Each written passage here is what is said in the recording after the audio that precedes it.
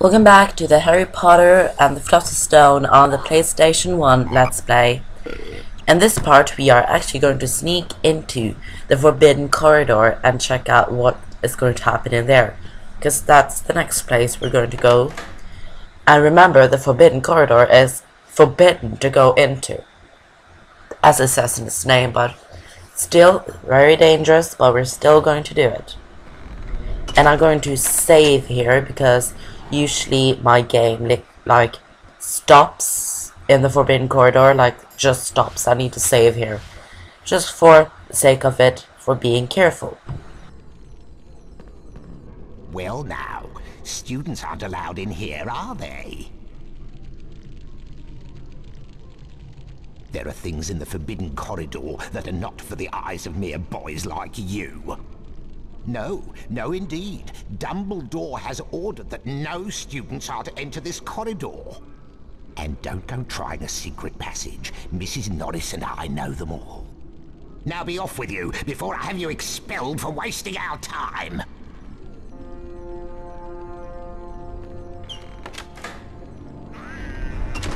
Mr. Filch is an angry man. We don't care what he says. We're going to go into the Forbidden Corridor anyways, because we've got the invisibility cloak. Talking about the invisibility cloak, here comes. That little thingy here, that's the invisibility cloak. But the thing about this game and the next game is that you can't be invisible for as long as you want to. It's only for a short period of time. So you need to be quite quick when being invisible.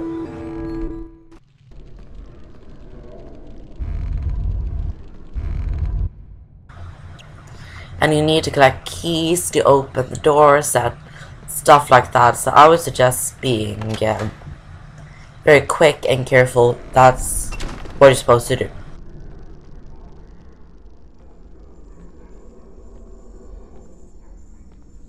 Yes, Mr. Filch, what is it? Professor Snape, you said to alert you if I heard anyone sneaking around in the Forbidden Corridor. Well, Mrs. Norris and I suspect that one of the students may be trying to sneak past us. I see. That's very interesting, Mr. Filch. And I have an idea who it might be. But we have ways of dealing with interlopers. You have my permission to use the harshest measures necessary. There is something very special in the Forbidden Corridor that I've had my eye on for some time. We can't let anyone interfere with my plans. Can we, Mr. Filch? No, indeed, Professor Snape. Mrs. Norris and I will be extra vigilant, watching out for intruders. See that you do, Mr. Filch. I have something special planned for anyone who tries to defy me.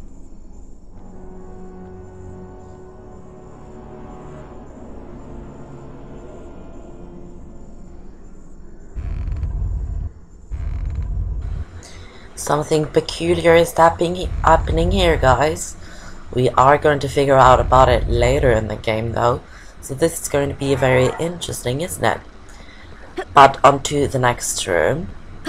This is a little bit different because you have Mrs. Norris. I'm sorry about that cut. I jumped on the pillar when Mrs. Norris saw me, so. But this one is a little bit different because we have Mrs. Norris patrolling on that wooden thingy there, and you can see the invisibility cloak over there, so you have to wait for Mrs. Norris to turn her back and then go back behind her and collect the invisibility cloak.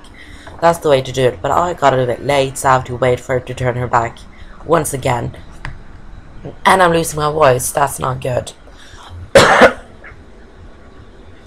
I'm really losing my voice here. I'm so sorry, but we need to get behind Mrs. Norris and collect the invisibility cloak. So let's go and collect it right now. It's no point of being like quiet because she won't notice you anyways. But there's a key. Now you can use that to open the door. I'm really losing my voice there. It's so annoying.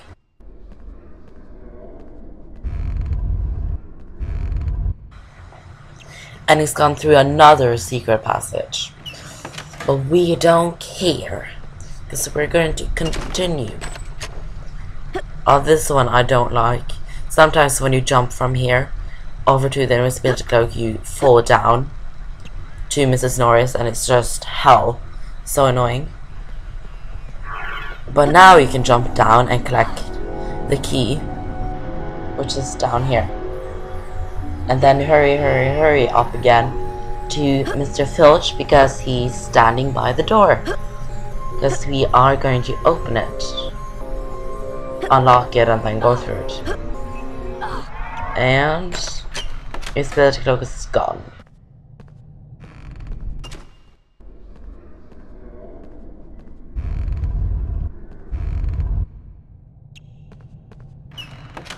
And then we can go through this door for the last one. Be careful here because they can see you quite quickly. But this one is probably one of the easiest ones. Just need to collect the invisibility cloak. Go over here, get the key once again, and let's go to the doors. They're very easy. But that's the end of the Forbidden Corridor, kind of, with Mr. Filch trying to get us. And now we're in here. And over to this door, you can see that it stands storeroom, and we're going to go in there. See you in the next part.